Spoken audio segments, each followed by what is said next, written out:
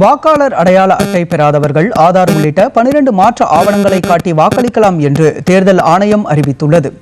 இது தொடர்பாக தமிழ்நாடு தலைமை தேர்தல் அதிகாரி வெளியிட்டுள்ள அறிவிப்பில் வாக்காளர் புகைப்படம் கொண்ட பூத் ஸ்லிப்புக்கு பதிலாக வாக்காளர் தகவல் சீட்டு தேர்தலுக்கு 5 நாட்களுக்கு முன்பு விநியோகிக்கப்படும் என்று கூறியுள்ளார்.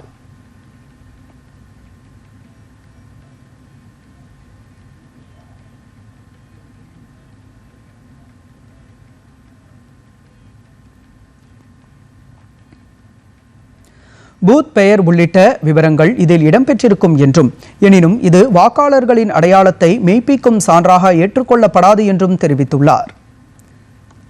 வாக்களிக்க செல்லும்போது வாக்காளர் அடையாள அட்டை அல்லது தேர்தல் ஆணையம் அங்கீகரித்துள்ள ஆதார் உட்பட 12 அடையாள அட்டைகளில் ஏதேனும் ஒன்று கட்டாயம் தேவை எனவும் தமிழ்நாடு தலைமை தேர்தல் அதிகாரி அறிவித்துள்ளார்.